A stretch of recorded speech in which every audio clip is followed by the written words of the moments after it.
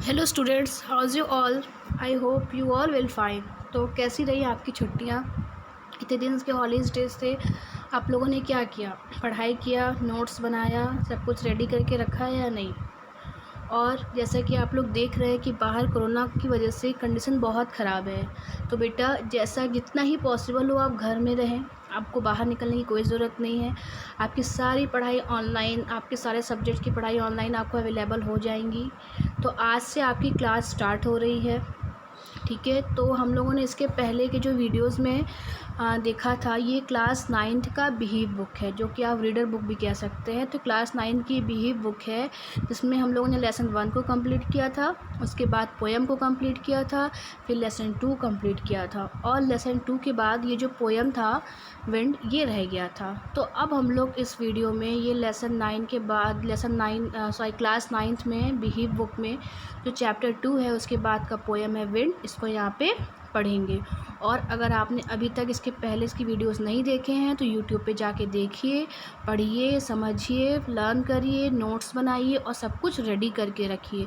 Because अगर school open होते हैं तो आपके टेस्ट और एग्ज़ाम ज़रूर कंडक्ट कराए जाएंगे।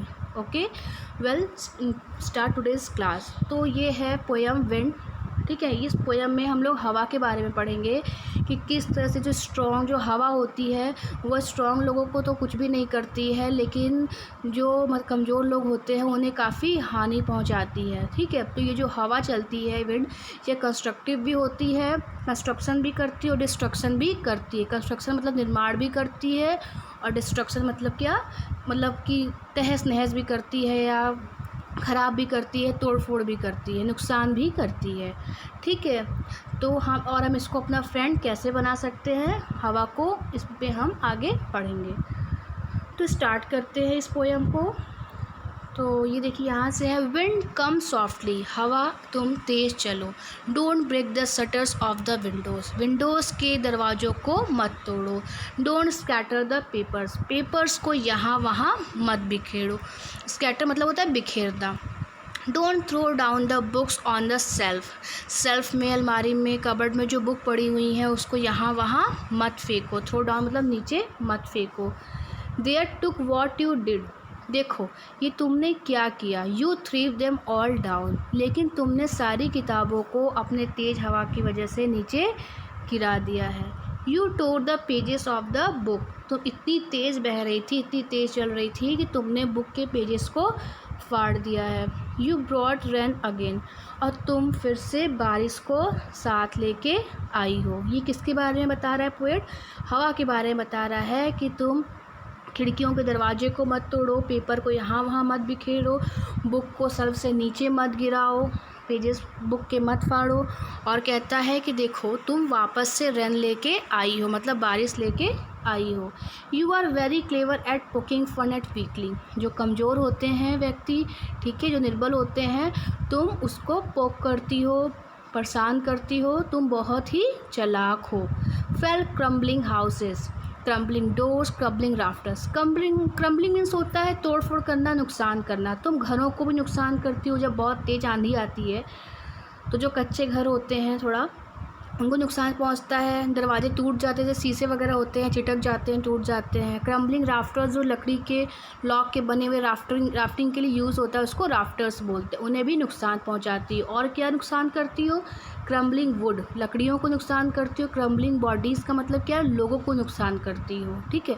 और क्रम्बलिंग लाइफ्स, उनके जीवन को भी नुकसान पहुंचाती हो। क्रम्बलिंग हार्ट्स मतलब उनके दिल को भी तुम तोड़ती हो, नुकसान पहुंचाती हो। अब आप जिस भी घर में रह रहे हो, बाय द वे विलेज में है तो वो अगर कच्चा होगा, तेज़ आंधी की वजह से, बारिश की वजह से नुकसान हो जाएगा, तो आपको तकलीफ़ होगी ना, आपके दिल को दर्द होगा कि आपका घर टूट गया, है ना।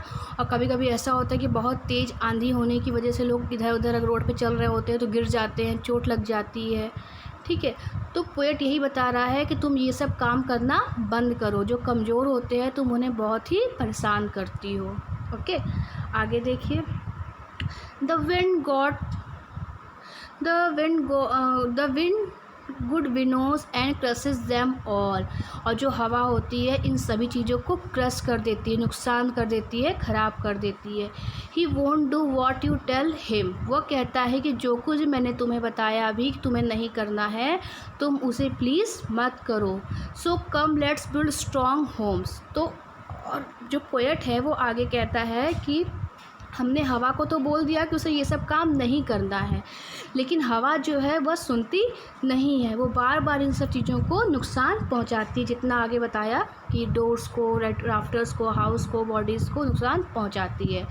तो वो लोगों को सजेशन देते हैं, मतलब व्यक्तियों को, हम आदमियों को सजेशन देते हैं कि so come let's build strong homes, तो चलिए स्ट्रॉन्ग घर, हम ही लोग ही स्ट्रॉन्ग घर को बनाते हैं। Let's join the doors family, जो दरवाजे हैं उसे बहुत मजबूती से जोड़ते हैं या लगाते हैं। Practice to film the body, ठीक है, practice to film the body मतलब अपने आप को ही स्ट्रॉन्ग करते हैं, अपनी बॉडी को स्ट्रॉन्ग बनाते हैं। मेक द हार्ट स्टिफार्ड्स, मतलब कि अपने दिल को मजबूत बनाते हैं, ठीक है, कि हवा आएगी कुछ भी नहीं करे, कोई नुकसान नहीं पहुंचाएगी, विश्वास रखना सीखेंगे। Do this and the wind will be friend with us, और अगर हम ऐसा करेंगे तो ये जो हवा है ये हमारी फ्रेंड बन जाएगी ना। The wind blows out weak fires, और ये जो हवा होती है वह जो हल्की हल्की आग अगर कहीं जल रही होती है उसको तो ब्लो मतलब क्या होता है, ब्लोज आउट मतलब बुझा देना। कहीं अगर हल्की हल्की आग जल रही होती है, जैसे बहुत तेज़ हवा चल रही हो, आप माचिस जलाइए तो देखिए तुरंत बुझ जाती है ना, बुझ जाती है वो, क्योंकि वो वीक फायर होती है। He make strong fire roar and flourish, लेकिन जो तेज़ फायर चल रही होती है, स्ट्रॉन्ग फायर होती है, उसको ये काफ़ी दूर तक फैला देती है।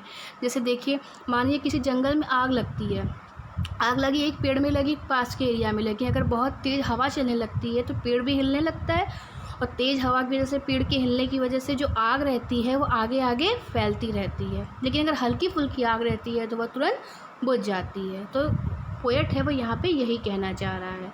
हिज फ्रेंडशिप इज़ गुड, इसकी जो फ्रेंडशिप होती है विंड की वो अच्छी होती है। We praise him every day, हमें इसको डेली प्रेज करना चाहिए, मतलब उसको बताता है हवा को कि तुम्हें ये सब काम नहीं करना चाहिए।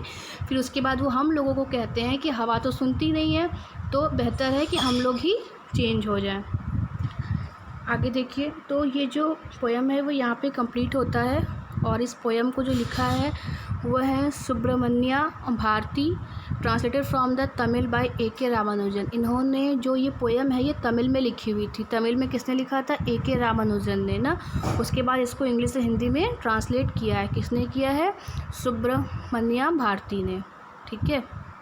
आगे देखिए, आगे थोड़ा सा नोट्स दिया हुआ है, देख लेते हैं। सुब्रमण्या भारती 1882-1921 में इनकी डेथ हो गई थी। Is a great Tamil poet, ये तमिल पोएट थे और अपने पैट्रियटिज्म के लिए बहुत फेमस थे in the pre independence era. Independence के जो पहले जो प्री इंडिपेंडेंस थी उस टाइम ये अपने देशभक्ति के लिए बहुत ही फेमस थे। आगे है कि A.K. रामानुजन, जिनसे मतलब जिन्होंने इस पोएम को तमिल लैंग्वेज में लिखा था। A.K. Ramanujan is a Canadian and English poet, ये कैनेडन और इंग्लिश पोएट हैं।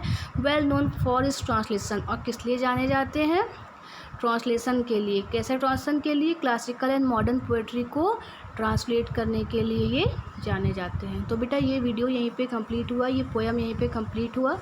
इन next video of this poem we will discuss about the exercises. Okay, तब तक के लिए स्टे होम, स्टे सेफ।